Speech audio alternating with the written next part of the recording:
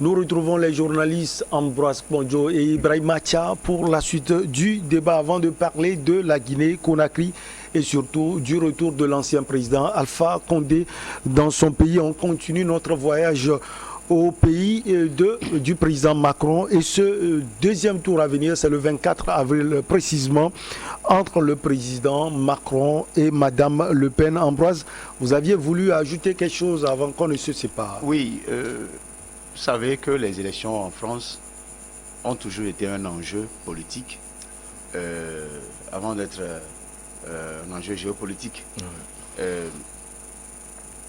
Acha a soulevé des points sur lesquels j'ai voulu, surtout quand on parle de la guerre en Ukraine, Macron, il a parlé effectivement de la stratégie de Macron, parce qu'au risque de lâcher quelques mots qui lui coûtent dans les urnes, il a préféré se taire. Maintenant, ce qui est sûr, c'est que si éventuellement il gagnait cette guerre, vous aurez la position claire de Macron par rapport à la guerre en Ukraine, avec des invectives qui peut-être pourraient être envoyées à Poutine, ou des choses comme ça. Il va prendre une position claire pour satisfaire non seulement son électorat, mais ceux-là, ces financiers-là qui l'ont amené au pouvoir en 2017. Et maintenant, ça c'est le second point qui est essentiel et qui a joué aussi dans cette élection, c'est les abstentions qui ont été jusqu'à 27%. Et souvent c'est les jeunes. Et ça peut jouer au deuxième tour. Ça peut jouer au deuxième tour, c'est sûr. Beaucoup. Ces abstentions-là que surfe Marine Le Pen. Parce que ceux-là qui sont du sang jeune, entre 18 et 35 ans, qui estiment que la France, c'est notre pays. C'est-à-dire jouer sur l'identité française, jouer sur la républicanité de la France, la fibre patriotique, la fibre patriotique peut jouer. Parce que Macron a essayé de piocher des voix ici à droite et à gauche, il est resté au centre, donc il a détruit les partis traditionnels. Il a créé même le non-envie des gens à aller voter. Donc les gens peuvent le retourner, la carte, pour le faire échouer. Donc ça là, il a peur de ça. Au même moment, Ambroise, est-ce que ces jeunes peuvent également voter contre Madame Le Pen eu égard à tout ce qui se dit en France et toute cette montée de la droite? Parmi les abstentionnistes, il y a aussi des jeunes de la gauche, de l'extrême gauche. Il y en a les pépinières des gilets jaunes, qui voudront faire partie Macron, ou quand même ne veulent même pas sentir l'extrême gauche, l'extrême droite. Donc pour vous dire qu'en réalité, quand un discours venant de Marine Le Pen estime qu'il faut supprimer le droit de sol, c'est-à-dire que vous, Togolais, vous ne pouvez pas aller en France, donner naissance à un enfant qui devient directement, comme ça se fait dans pratiquement toutes les lois, dans tous les pays. Aux États-Unis, les gens portent les grossesses ici, ou en Corée du Sud, ils se transportent aux États-Unis pour aller enfanter là-bas, pour que leur enfant ait la nationalité américaine. Alors, Marine Le Pen dit, niet. Donc le droit du sol, il faut mettre un terme à ça. L'immigration, comment on l'appelle, les sans-papiers, tout ça là, tout ça c'est fini. C'est de leur idéologie, c'est de leur position politique dans l'extrême droite. Maintenant, son autre adversaire, c'est Le Pen. C'est les deux qui pratiquement sont au coude à coude. Donc ça veut dire que la France a un problème d'identité politique. Qu'est-ce qui a créé ce problème d'identité politique? C'est le comportement de Macron. Et ce monsieur, en tout cas à mon avis, ne devait en principe pas faire 2 mandats. C'est Hollande qui peut peut-être que les gens ont accusé. C'est pourquoi je dis que les Français sont-ils mieux en politique? Je me demande chaque fois. Non, on l'a vu déjà avec Sarkozy qui a fait un mandat. Après, c'est Hollande qui a fait un mandat également. Il y a l'autre là, l'ancien Premier ministre Jospin, qui devait en principe devenir président au temps de la cohabitation, mais qui n'a pas pu. Je me dis que les Français, il y a beaucoup de problèmes en France. Quand on remonte dans les territoires d'outre-mer, la Guadeloupe, la Martinique, c'est Mélenchon qui prenait la tête à 55%. Macron était à 16%. Macron était à 12%. Dans certains milieux, la Martinique, la Guadeloupe, la Guyane, tout ça là. Ce qui veut dire que ça, on ne peut même pas en discuter parce que ça, c'est l'extrême gauche qui gagne souvent là-bas. Mais quand on va même en Corse, on verra que soit c'est l'extrême droite ou c'est l'extrême gauche. Bon, pour vous dire qu'en réalité, il y a une recherche d'identité politique du citoyen français qui devait aller voter. L'indifférence de la chose électorale. c'est déjà atterri chez nous au Togo et ailleurs, parce que là, dans un pays où vous votez, vous voyez les mêmes voyous, les mêmes bandits qui sont au pouvoir, les gens comme certains ont qualifié Macron de tout ça. Quand vous les voyez au pouvoir, vous avez le dégoût de la politique. Vous avez le déni même de tout ce qui est lié à la politique, à la géopolitique. Vous leur dites, laissez-le faire. Ils partiront, nous on restera. Donc heureusement que là-bas, c'est seulement 2 mandats qu'on fait. Les gens ne sont pas venus pour faire 4 mandats, 6 mandats, 3 mandats. Donc aujourd'hui, l'histoire retiendra que Le Pen est à sa 3e élection présidentielle et que c'est la 2e fois qu'elle a la chance d'aller au second tour. Mais si ce second tour-là n'est pas capitalisé pour pouvoir obtenir la voix des Français pour diriger la France, c'est fini pour l'extrême droite. Et je me dis que soit c'est les financiers qui ont poussé Zemmour à venir casser les voix de l'extrême droite pour ne pas positionner. Parce que je me dis, mais lui là, il est venu tout détruire. Il est venu détruire. Parce que, imaginez une seule seconde que Zemmour n'est pas arrivé. C'est Mélenchon qui peut-être qui passerait. Et Macron devait échouer. Oui. Macron ne passerait pas au 2e tour. C'est possible. Alors, comment capitaliser les choses au niveau de chaque candidat, Ibrahim Macha pour devenir président de la République, le président Macron, on a vu les reports de voix Anne Hidalgo, d'autres candidats également, on a vu Valérie Pécresse et autres qui ont appelé à voter pour le président Macron. On a vu seul Zemmour et puis un autre candidat qui recueille 0, quelque chose et qui ont appelé à voter pour Madame Le Pen. Et comme Ambroise l'a dit tout à l'heure, il y a ceux qui ne sont pas sortis pour voter au premier tour, qui peuvent jouer un sale tour à tout le monde. Oui, je pense que traditionnellement au niveau de la France, le premier tour a été toujours comme ça. Vous allez voir des gens qui décident volontairement de ne pas aller voter, mais qui attendent le 2e tour pour trancher. Parce qu'il y a certains qui estiment qu'ils sont partagés entre plusieurs candidats. À qui accorder leur choix. Bon, ils attendent, ils se disent que bon, au 2e tour, ils pourront vraiment trancher puisque ces 2 candidats-là, ils pourront voir pour qui voter.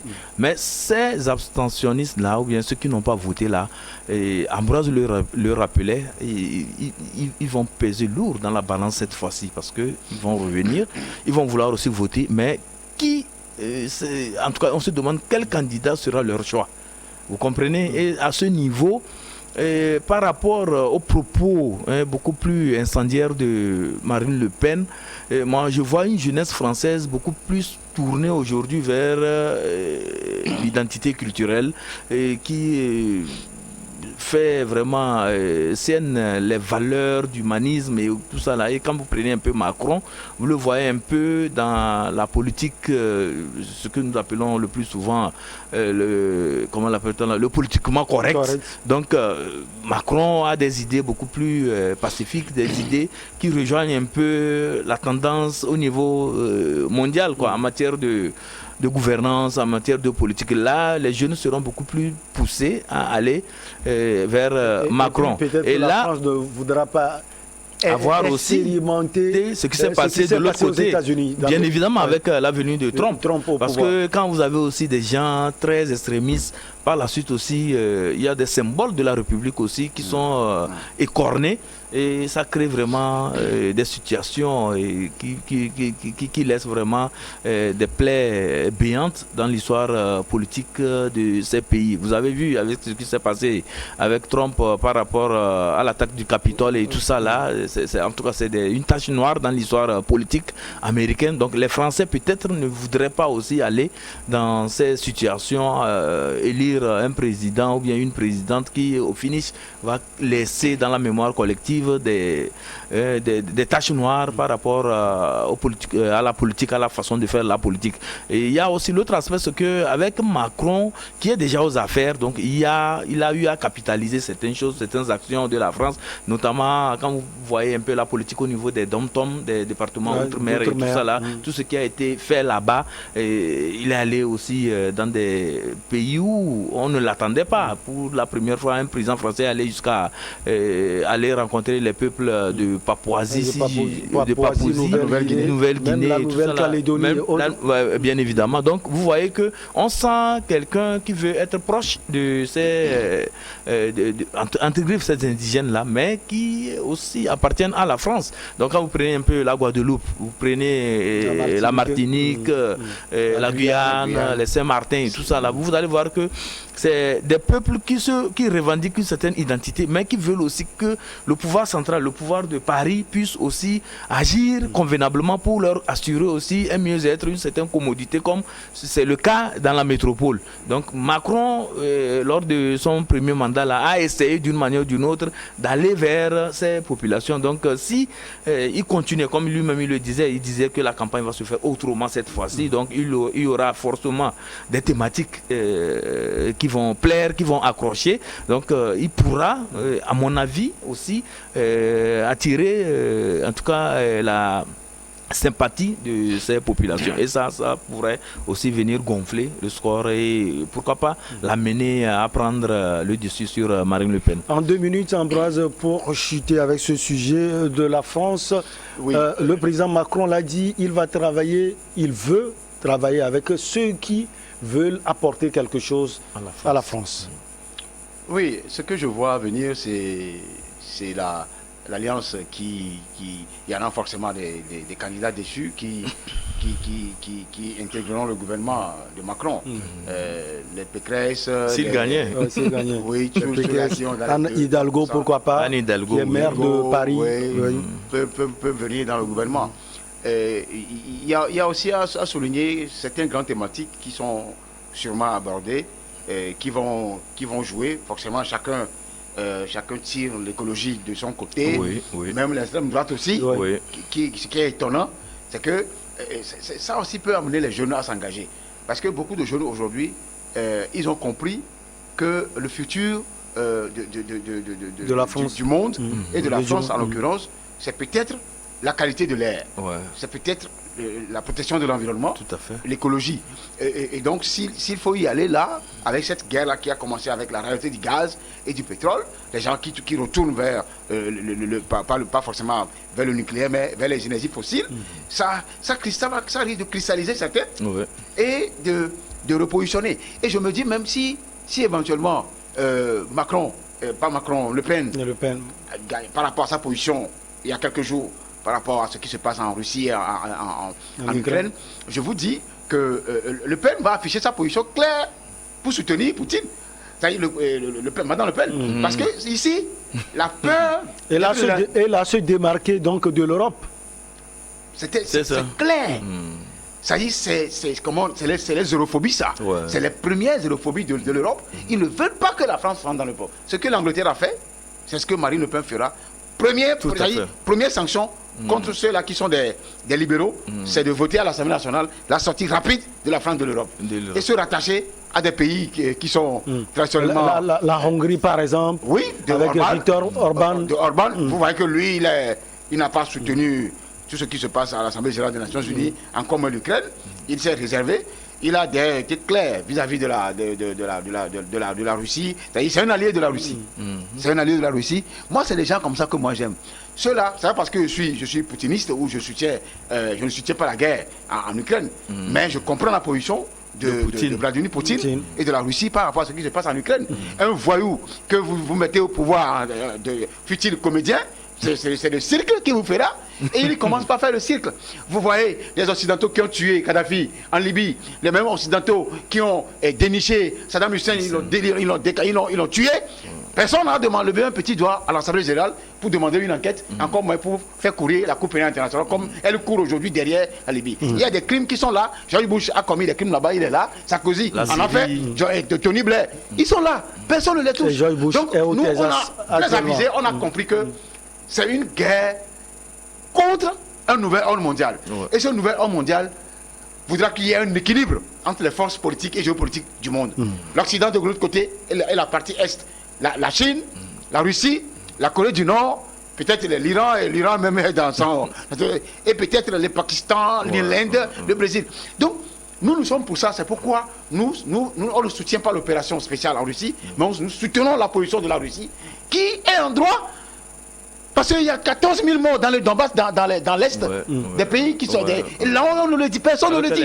Pour revenir à la France, donc la position de Orban, la position de Zemmour, c'est en cela que je pourrais souhaiter que Zemmour vienne au pouvoir. Moi, mon souhait depuis longtemps est de voir un extrême droite venir au pouvoir, voir ce qui va se passer. Allez. Moi, je ne cours pas derrière les paris pour aller en France. Je veux que ça se passe pour voir ce qu'ils vont faire. On va quitter la France et l'Europe, donc pour l'Afrique, plus précisément la Guinée-Conakry. L'ancien président déchu Alpha Condé est rentré dans son pays. Il a été hospitalisé en juin aux Émirats Arabes Unis. Les dirigeants actuels du Mali assurent que l'ancien chef d'État pourra rester sur place en toute sécurité. Plusieurs membres de son ancien parti sont accusés de détournement de fonds publics et se disent préoccupés. Alors, Ibrahim Acha, est-ce qu'on avait commencé par vous? On donne la parole à Ambroise. Ambroise, est-ce que vous pensez que les dirigeants actuels du Mali vont tenir à leur parole? La Guinée, Alpha Condé, la Guinée. De la Guinée plutôt. D'abord, je crois que les dirigeants actuels sont dans une dynamique. Peut-être que sur certains points, ils se pressent trop. Mais je comprends que chacun a son agenda en tant que militaire venant au pouvoir. On dirait que les agendas ne se ressemblent pas, mais ont des points communs, que ce soit au Mali, au Burkina ou en Guinée. Pour le cas de la Guinée, il faut qu'il y ait des gens de poigne pour pouvoir remettre les choses à leur place en Guinée. Vous savez, ce président... Condé, s'il y a je le dis honnêtement, hein, s'il y a il y a des choses que les gens peut-être ne supporteront pas, mais je peux faire l'adoucir et pour ce qui est de la sanction à l'infliger. S'il y a même à le fesser publiquement sur un terrain, dans le stade le plus grand de Conakry, le fesser, au moins lui donner au moins 100 coups publiquement pour que ça serve de leçon aux autres, même s'il sort sans se retrouver au niveau de sa virilité, on s'en fout. Parce que ce monsieur, il n'y a pas plus voyou que lui en Afrique. Un monsieur qui a plus de 80 ans, qui vient au pouvoir, qui a été opposant pendant des années. Mais on n'imagine pas ce qu'il a pu foutre en Guinée, faire assassiner des gens, ne serait-ce que pour son pouvoir. Condé veut juste rester au pouvoir. Donc plus de 10 000 personnes peuvent mourir en Guinée. Ça ne dit rien à Condé. Qui a imaginé une seconde, ne serait-ce que lui-même, est-ce qu'il a imaginé une seconde qu'il ne sera plus président aujourd'hui? Et pour se maintenir au pouvoir, il s'est servi de la junte actuelle au pouvoir. Ouais. Donc que les gens fassent attention. Que les gens fassent, chez nous on dit blaou. On dit chez nous que le caméléon sait que la terre est dure. C'est nous les hommes qui ne savons pas que la terre est dure. C'est pourquoi le caméléon va doucement. Condé s'est pris pour un dieu, pour un Néron, pour un Caligula en Guinée. Aujourd'hui, il faut qu'il réponde devant la justice. C'est-à-dire, il faut que ce Condé-là, je vous dis, on suit de près ce qui se passe en Guinée. Quand les gens se sont opposés, il a fabriqué une autre constitution. Les gens veulent consulter, il ne veut même pas que les gens consultent. Il a truffé les choses là-bas et ils ont passé à la force, renvoyé l'opposition à dos et il est passé en vitesse pour devenir président pour un troisième mandat. Ce que les gens contestaient. Les gens ont contesté, il les a matés, on a tué des gens, les gens ont été emprisonnés. Ouais. Il faut qu'on prenne un à un tous ceux qui ont soutenu ça pour servir de leçon aux autres. Quand je dis ça, ça me renvoie toujours à mon pays. Parce que des choses comme ça se sont produites dans notre pays. Et l'impunité est érigée en règle dans certains pays comme le Togo. En Côte d'Ivoire, c'est que Ouattara, le cinéma que Ouattara fait là-bas, là. J'attends le jour où... C'est pourquoi il y en a certains qui veulent mourir au pouvoir. Ouattara ne mourra pas au pouvoir. Vous voyez ce qui se passe avec Blaise Compaoré? Il a maigri, il est devenu un maigrichon. Il a péri parce que... Pas parce qu'il n'est plus au pouvoir, parce qu'il est soucieux. Il n'est plus d'abord à sa place, il est soucieux. Ouattara vivra la même chose. Condé vivra la même chose. Condé ira en prison. Condé va pourrir en tôle en prison. Pour que ça serve de leçon aux autres. Si au moins il avait eu comment on appelle ça? L'outrecuidance. De dire, depuis les Émirats Arabes Unis, il a demandé pardon. Je vous dis que le mot juste pardon, qui vient du cœur, que Condé même prononce, sa peine pourrait être divisée en deux. Les gens vont s'apaiser dans le pays. Même ceux-là qui ont sorti un communiqué pour leur envoyer en justice. Mais comme il est arrogant, comme il est gonflé, il est suffisant, comme il est aux anges, mon souhait le plus ardent, c'est qu'il est en prison. Mais aux autorités de la Guinée, eux aussi n'ont qu'à faire extrêmement attention. Quand on devient militaire au pouvoir, on est là pour un peu, pour un temps. On ne vient pas pour s'éterniser, on ne vient pas ad vitam aeternam. On est là, on n'est pas là pour chasser les opposants de leur maison. Qui voulez-vous qui devienne président? Et raser leur maison. Qui voulez-vous qui devienne président? La présidence, c'est vrai que tout le monde peut devenir président. Mais c'est ceux-là qui ont appris la politique qui devient président. Macron n'est pas politicien. Voilà, c'est les conneries que Macron fout en France. Donc, si vous voulez que les gens deviennent présidents, c'est ceux-là qui ont appris la politique. Sans toutefois dénier à tout le monde qui veut devenir président peut devenir. Cellou Dalein Diallo devait être président depuis plus de 30 ans. Mais la France n'a jamais voulu, parce que c'est un peu... On préfère ceux-là qui sont les malinqués, qui deviennent au pouvoir. Condé n'a jamais gagné les élections, 18%, 45%. 18-45%. Par quelle alchimie, par quel diable, par quel miracle Condé est devenu président? Entre 18 et 45, il n'y a pas match. Mais pourtant, on a tout fait pour que Condé devienne président. Voilà ce qu'il a foutu au troisième mandat. Donc, que les autorités guinéennes actuelles fassent en sorte que la transition soit conduite dans les normes républicaines, dans les règles de l'art. Pour le moment, vous avez l'impression que ce n'est pas ça. En fait, contrairement au Mali, que je soutiens même avec mes dents, je soutiens, c'est-à-dire que contre vents et marées, moi je soutiens le Mali et les autorités. Parce que, tu me permets, le Mali n'est pas n'importe quel pays. Je veux rappeler ça aujourd'hui aux gens. Le Mali d'abord, c'est un pays qui revient de très loin. Le Mali est un pays comment on peut l'appeler? De Kankan Moussa, de Sundiata Keita, de Mansa Moussa, que les gens appellent Kankan Moussa.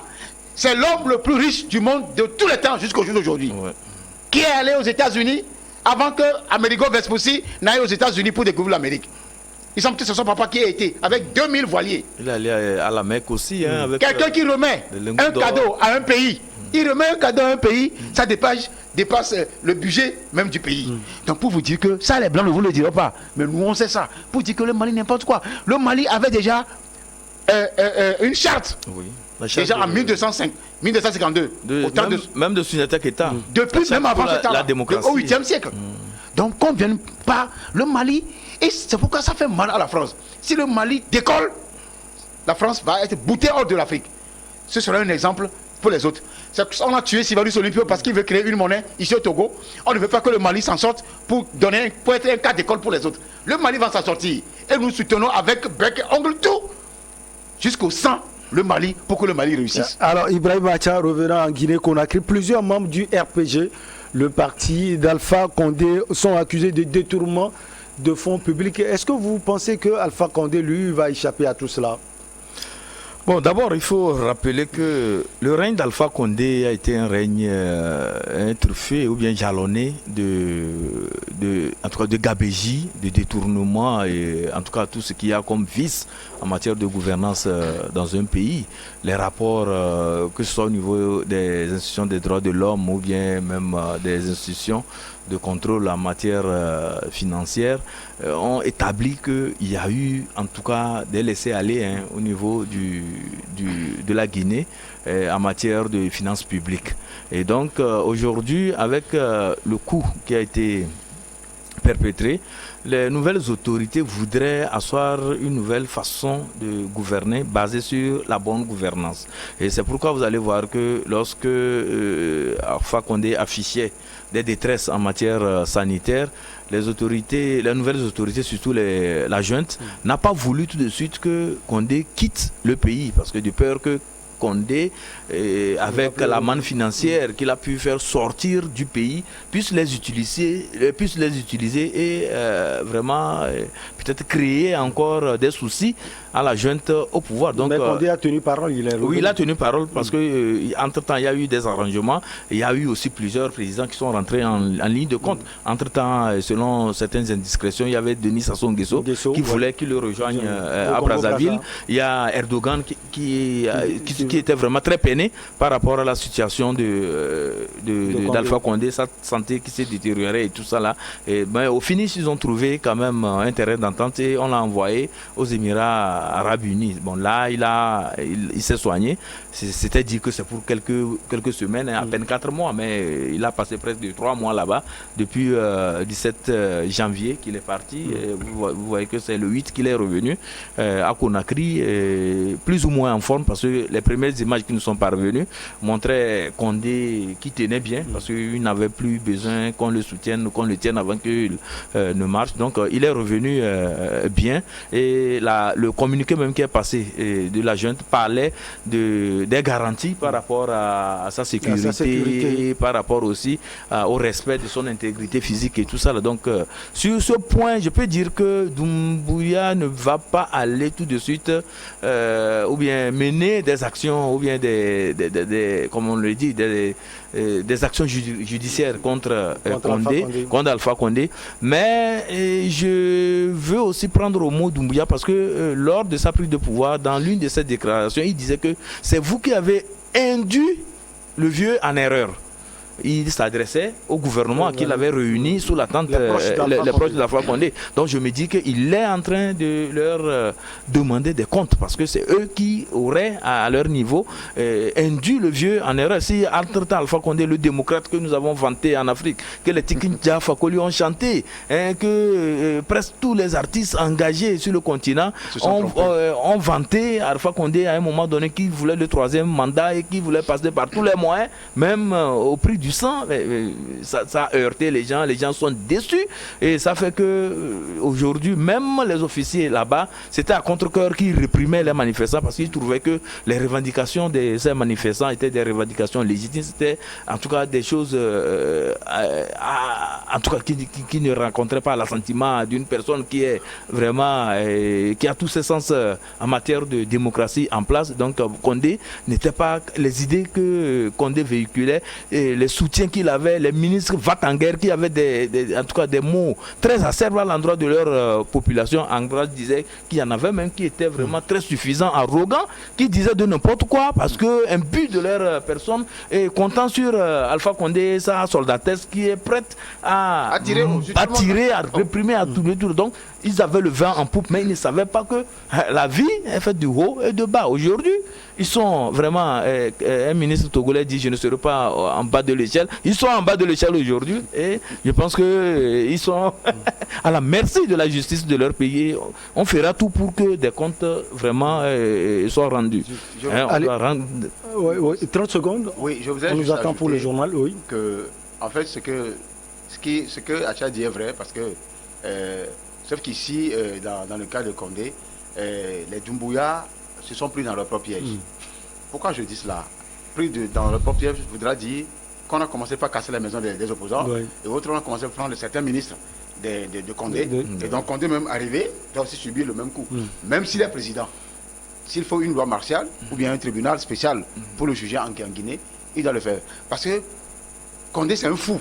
C'est-à-dire qu'il n'y a pas... C'est sur ce plateau qu'on qualifiait Condé de fou.